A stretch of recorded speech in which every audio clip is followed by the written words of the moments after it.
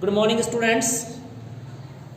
Chemical kinetics मेरा चल रहा था। उस केमिकल काइनेटिक्स वाले टॉपिक्स में केमिकल काइनेटिक्स वाला लेसन चल रहा था। उसमें मैं अभिक्रियाओं के वेग के बारे में आपको बताऊंगा कि अभिक्रियाओं के वेग को हम किस तरीके से लिख सकते हैं। तो इसके लिए कुछ एग्जांपल लिख रहा हूं मैंने। A कन्वर्ट टू B, मैंने लिखा A B में बदल रहा है ना। उसके बाद मैंने ऐसे लिख दिया कि A and B convert to C, ठीक है। उसके बाद मैंने ये लिख दिया कि A and B and C convert to D में बदलते हैं। मतलब A अभिक्रिया करके B में बदल जाता है, A और B अभिक्रिया करके C में बदल जाते हैं, A और B और C अभिक्रिया करके D में बदल जाते हैं। इसी तरह सपोज करो मैंने ऐसे लिख दिया 2A अभिक्रिया करके B बना लेते हैं। इसी तरह मैंने ये लिख दिया, मान लीजिएगा मैंने अगला जो लिख दिया वो ये लिख दिया 2A प्लस B अभिक्रिया करके C में बदल जाते हैं। और इसी तरह मैंने एक और मैंने लिखा 2A प्लस 3B मिलकर के 2C का निर्माण करते हैं। ये कुछ मैंने केमिकल रिएक्शन लिखी है। पहली जो केमिकल रिएक्शन है वो ये शो कर रही है कि A है ना वो B में चेंज होता है ना। और सेकंड वाली जो केमिकल रिएक्शन है वो ये शो कर रही है कि A और B मिलके किसका निर्माण करते हैं, A और B मिलके C का निर्माण करते हैं, A और B मिलकर के C का निर्माण करते हैं, ठीक है। और अगली जो रिएक्शन है वो ये बताती है कि A, B और C मिलकर के D का निर्माण करते हैं। ये रिएक्शन ये बताती है कि A के 2 मोल अभिक्रिया करके B का 1 मोल बनाते हैं, और ये कि 2A प्लस B मिलकर C बनाते हैं। इस तरीके से इस अभिक्रिया के लिए मेरे को वेग लिखना है। तो इस अभिक्रिया के लिए वेग लिखूंगा तो अभिक्रिया का वेग क्या होता है, R। मैंने कहा था अभिक्रिया का वेग होता है वो क्रिया कार्य की मोल सांद्रता में कमी और उत्पाद की सांद्रता में वृद्धि के सापेक्ष होता है। तो इसको अपन लिख सकते हैं माइनस, क्या लिखेंगे, minus delta A upon delta T बराबर क्या जाएगा, यहाँ लिखेंगे plus delta B upon delta T लिख सकते हैं। मतलब क्रिया कार्य की सांद्रता में परिवर्तन है और उत्पाद की क्रिया कार्य की सांद्रता में समय के सापेक्ष कमी है और उत्पाद की सांद्रता में समय के सापेक्ष क्या बेटा, वृद्धि है ना। अगर इसी को हम लिखना चाहें तो इसको कैसे लिखेंगे, R बराबर ये मेरे पास क्या हो जाएगा, R बराबर ये हो जाएगा मेरे पास माइनस हम इसको D लिखेंगे, डेल्टा लिख सकते हैं, कोई दिक्कत नहीं है उसमें। तो हम इसको लिखते हैं DA अपॉन DT, ये लिख सकते हैं। बराबर क्या आएगा, माइनस हम इसको लिख सकते हैं माइनस dB अपॉन dt आ जाएगा। और इस तरह मेरे पास हो जाएगा प्लस dC अपॉन क्या हो जाएगा dt। इस तरीके से भी हम इसे लिख सकते हैं। और तरीके भी हो सकते हैं, जैसे इसको मेरे को लिखना हो तो मैं इसे कैसे लिखूंगा, ये मेरे पास आएगा माइनस dA अपॉन dt, ठीक है। और ये बराबर आएगा माइनस dB अपॉन dt आएगा। और ये बराबर माइनस करेंगे तो इसको ये dC अपॉन क्या आएगा, dt आएगा। और बराबर करेंगे तो प्लस dd अपॉन क्या जाएगा, dt आ जाएगा, ठीक है। इस तरीके से होगा। इसको हम लिखना चाहें तो इसको हम ऐसे लिखेंगे कि अभिक्रिया के वेग R बराबर लिखेंगे -1/2। ये इसका स्टोइकोमेट्रिक गुणांक है। तो ये हो जाएगा माइनस, ये हो जाएगा dA अपॉन dt और ये बराबर हो जाएगा प्लस dB अपॉन dt। इसी तरह अगर हम इसको लिखना चाहें तो इसको कैसे लिखेंगे, इसको ऐसे लिखेंगे हम बेटा कि R बराबर क्या हो जाएगा, R बराबर ये हो जाएगा -1/2, ये हो जाएगा dA अपॉन dt। और ये बराबर क्या हो जाएगा, ये हो जाएगा ये क्रिया कार्य के सांद्रता में कमी हो रही है ना, तो माइनस dB अपॉन क्या आ जाएगा dt। और ये मेरे पास आ जाएगा प्लस dC अपॉन क्या आ जाएगा dt। या इसको लिखेंगे तो R बराबर क्या हो जाएगा -1/2, ये मेरे पास हो जाएगा dA अपॉन dt बराबर क्या हो जाएगा -1/3, ये मेरे पास हो जाएगा dB अपॉन dt। और ये हो जाएगा बराबर प्लस 1/2, ये मेरे पास हो जाएगा dC अपॉन dt। इस तरीके से मेरे पास कुछ समीकरण बनेंगे, वो इस तरीके से होंगे, ठीक है। तो पहला जो मेरे पास आया वो ये आया कि अभिक्रिया का वेग A B में बदल रहा है ना। अगर A B में बदल रहा है तो बेटा हम इसको ऐसे लिख सकते हैं कि अभिक्रिया का वेग R बराबर minus delta A upon delta T बराबर प्लस D। तो इसका मतलब ये हुआ कि ये A है ना, इस A की क्रिया का सांद्रता में समय के सापेक्ष कमी होती है और B की सांद्रता में समय के सापेक्ष वृद्धि होती है। तो किसी भी रासायनिक अभिक्रिया का अपन वेग निकालना चाहते हैं तो क्रिया कार्य की सांद्रता में कमी और उत्पाद की सांद्रता में वृद्धि के सापेक्ष निकाल सकते हैं।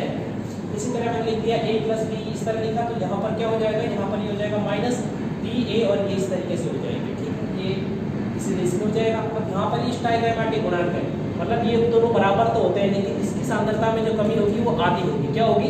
आधी होगी। तो स्टोइकोमेट्रिक गुणांक को इस तरह से बैलेंस करके लिखा जाता है। देखिए आपकी बात समझ में आएगी कि किसी भी रासायनिक अभिक्रिया के वेग में और स्टोइकोमेट्रिक गुणांक में किस तरह से संबंध को लिखा जाता है। कोई भी रासायनिक अभिक्रिया होती है, उस रासायनिक अभिक्रिया के वेग में अब देखो जैसे ये एक अभिक्रिया है 2a+b है।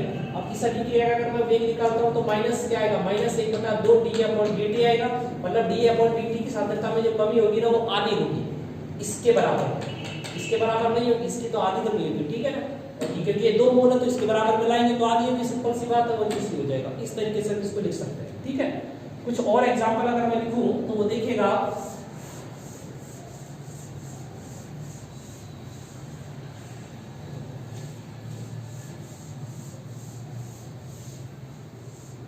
कुछ एग्जांपल में अगर और लिखता हूं तो और एग्जांपल लिखता हूं तो मैंने लिखा सपोज करो H2 + I2 इक्वल्स टू मेरे पास क्या हो जाएगा 2HI H2 + I2 equals to 2H हो जाएगा। और सपोज करो मैंने क्या लिखा, मैंने यहां पर लिखा N2 + 3H2 N2 + 3H2 equals to क्या हो जाएगा 2NH3 हो जाएगा। इसको अगर अपन लिखते हैं अभिक्रिया के वेग में, तो अभिक्रिया के वेग में H2 की सांद्रता में कमी होगी समय के सापेक्ष, तो अपन इसको लिखेंगे -d और ये क्या हो जाएगा H2 क्या हो जाएगा dt। ठीक है, बराबर इसको लिखेंगे -d और ये क्या हो जाएगा I2 क्या हो जाएगा dt। ठीक है, और बराबर 1/2 प्लस आ जाएगा और ये मेरे पास हो जाएगा dHI क्या हो जाएगा dt हो जाएगा। ठीक है, ऐसे बेटा इसको लिखेंगे अभिक्रिया के वेग को, तो ये हो जाएगा माइनस क्या हो जाएगा, ये मेरे पास -d और ये क्या हो जाएगा N2/dt हो जाएगा। ठीक है, बराबर क्या हो जाएगा -1/3 और ये dH2 क्या हो जाएगा dt हो जाएगा और ये बराबर क्या हो जाएगा 1/2 प्लस में और ये हो जाएगा d और ये हो जाएगा NH3 क्या हो जाएगा dt हो जाएगा। तो ये चीजें हैं इनको आप देखिएगा। यहाँ पर H2 की सांद्रता में समय के सापेक्ष कमी हो रही है, I2 की सांद्रता में बेटा समय के सापेक्ष कमी हो रही है और इसकी सांद्रता में समय के सापेक्ष क्या हो रही है? वृद्धि हो रही है। मतलब ये हुआ कि इसके विलुप्त होने की दर और इसके बनने की दर बराबर होंगी। ठीक है, लेकिन यहाँ मैंने 1/2 कर दिया तो इसका मतलब ये आधी होगी। क्या होगी? ये आधी होगी। अगर ये आधी होगी तो ये दुगनी होगी, आधी होगी तो ये क्या होगी? इसकी दुगनी होगी। तो इस तरीके से अपन देख सकते हैं इन रासायनिक अभिक्रियाओं में। और उधर अगर आप देखोगे तो वो लिखा हुआ उसमें वो वहाँ दिख जाएगा आपको क्या सिस्टम है कि N2 की दर ये है और इसकी दर ये है। तो इस तरीके से अपन इनको देख सकते हैं, ये इनके स्टोइकोमेट्रिक गुणांक से आप इनको अच्छे से आराम से देख सकते हैं, इनमें कोई प्रॉब्लम नहीं होनी चाहिए। अब आगे का जो मेरा टॉपिक है वो सुनिए, वो टॉपिक क्या है? इंपॉर्टेंट टॉपिक है, अच्छे से समझने की कोशिश करना बेटा। वो है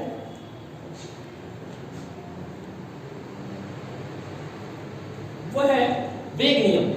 ठीक है, ये अपन ऐसे लिखते हैं सक्रिय द्रव्यमान का नियम, सक्रिय द्रव्यमान का नियम, सक्रिय द्रव्यमान का नियम से कहते हैं। इसका प्रतिपादन जो किया था ना, सक्रिय द्रव्यमान के नियम का प्रतिपादन किया था वो गुलबर्ग एवं वागे नामक वैज्ञानिकों ने किया। ठीक है, सक्रिय द्रव्यमान का जो नियम इसे गुलबर्ग और वागे नामक वैज्ञानिक ने दिया था। ठीक है, इस नियम का एक और नाम होता है, इस नियम को द्रव्य अनुपाती क्रिया नियम भी कहते हैं। इस नियम का एक और नाम होता है, इसे द्रव्य अनुपाती क्रिया नियम, इसे द्रव्य अनुपाती क्रिया नियम से के नाम से भी जाना जाता है। तो हम पढ़ रहे सक्रिय द्रव्यमान का नियम। सक्रिय द्रव्यमान का नियम था, सक्रिय द्रव्यमान के नियम का प्रतिपादन किया था वो गुलबर्ग और वागे नामक वैज्ञानिकों ने किया था। सक्रिय द्रव्यमान के नियम का प्रतिपादन गुलबर्ग और वागे नामक वैज्ञानिकों ने किया था। इस नियम का एक और नाम होता है, इसे द्रव्य अनुपाती क्रिया नियम के नाम से भी जाना जाता है। ये नियम ये कहता है कि कोई भी रासायनिक अभिक्रिया का वेग, किसी भी अभिक्रिया का वेग, ये नियम ये कहता है कि किसी भी अभिक्रिया जो होती है ना, वो किसी भी अभिक्रिया का वेग है ना, वो समानुपाती होता है किसके? क्रिया कारकों की मोलर सांद्रता के, क्रिया कारकों की मोलर सांद्रता के समानुपाती होता है। मोलर सांद्रता, ये नियम ये कहता है कि किसी भी अभिक्रिया का जो वेग होता है ना, वो क्रिया कारकों की मोलर सांद्रता के समानुपाती होता। जैसे मैंने लिखा एक रासायनिक अभिक्रिया A और B मिलकर क्या बनाते हैं बेटा? उत्पाद बनाते हैं। A और B मिलकर क्या बनाते हैं? उत्पाद। A और B अगर मिलकर के बेटा किसका निर्माण कर रहे हैं? उत्पाद का निर्माण कर रहे हैं। तो मैं लिखूंगा अभिक्रिया का वेग, तो मैं यहाँ लिखूंगा बेटा, मैं यहाँ लिखूंगा अभिक्रिया का वेग। अब अभिक्रिया का वेग है ना बेटा, वो समानुपाती होता है किसके? क्रिया कारक 2 है तो दोनों की मोलर सांद्रता के समानुपाती होगा, मोलर सांद्रताओं के गुणनफल के समानुपाती होगा। ए और ये बी, ओ ए बी इनकी मोलर सांद्रताओं के गुणनफल के समानुपाती होगा। इस तरीके से कहते हैं सक्रिय द्रव्यमान का नियम, इसे सक्रिय द्रव्यमान का नियम या फिर गुलबर्ग या वागे के नियम के नाम से भी जाना जाता। ठीक है, तो देखो हम एक टॉपिक है जो स्टडी कर रहे हैं, उस टॉपिक का नाम है सक्रिय द्रव्यमान का नियम। सक्रिय द्रव्यमान के नियम का जो प्रतिपादन किया था ना बेटा, सक्रिय द्रव्यमान का नियम हम लोग पढ़ रहे हैं, वो सक्रिय द्रव्यमान का नियम पढ़ रहे हैं। और सक्रिय द्रव्यमान के नियम का जो प्रतिपादन किया बेटा, वो गुलबर्ग और वागे नामक वैज्ञानिकों ने किया था। हाँ, सक्रिय द्रव्यमान का नियम, सक्रिय द्रव्यमान के नियम का जो प्रतिपादन गुलबर्ग और वागे नामक वैज्ञानिकों ने किया। इस नियम का एक और नाम रखा गया है, इसे द्रव अनुपाती क्रिया नियम के नाम से भी जाना जाता है, इसे द्रव अनुपाती क्रिया नियम के नाम से भी जाना जाता है। और ये नियम ये कहता है कि कोई भी जो रासायनिक अभिक्रिया होती है ना, उस अभिक्रिया का जो वेग होगा, ये नियम ये कहता है कोई भी केमिकल रिएक्शन है, कोई भी रासायनिक अभिक्रिया है ना, उस अभिक्रिया का जो वेग होगा ना, वो क्रिया कारकों की मोलर सांद्रता के गुणनफल के समानुपाती होगा, क्रिया कारकों की मोलर सांद्रता के गुणनफल के समानुपाती होगा। ये कौन कहता है? ये गुलबर्ग और वागे का नियम, सक्रिय द्रव्यमान का नियम या फिर द्रव अनुपाती क्रिया नियम कहता है। अब मान लीजिएगा मेरे पास कोई केमिकल रिएक्शन है, A प्लस बी मिलकर उत्पाद बनाते हैं, A प्लस बी मतलब A और B मिलकर क्या बनाते हैं? उत्पाद बनाते हैं। तो अभिक्रिया का जो वेग आएगा ना, वो क्रिया कारक का नहीं, दोनों क्रिया कारकों की मोलर सांद्रता के गुणनफल के समानुपाती होगा। जो अभिक्रिया का वेग होगा वो क्रिया कारकों की मोलर सांद्रता के गुणनफल के समानुपाती होगा। मोलर सांद्रता को दर्शाने के लिए उस क्रिया कारक को एक ग्रुप कोष्ठक में लिख दिया जाता है। जब कभी भी आपको बेटा मोलर सांद्रता दर्शानी हो, तो मोलर सांद्रता दर्शाने के लिए जो क्रिया कारक होते हैं, उन क्रिया कारकों को ग्रुप कोष्ठक में लिख दिया जाता है। जैसे A क्रिया कारक है और B भी क्रिया कारक है, अब इनको मेरे को मोलर सांद्रता बनाना था, तो मैंने इन दोनों को ग्रुप कोष्ठक में लिख दिया, तो ये मोलर सांद्रता को दर्शाए। तो इतना आपको समझ में ये आ गया, यहाँ तक मेरे हिसाब से आपको कोई प्रॉब्लम नहीं होनी चाहिए। अब देखिएगा एक एग्जांपल मैं आपको बताता हूं, उस एग्जांपल को आप देखना।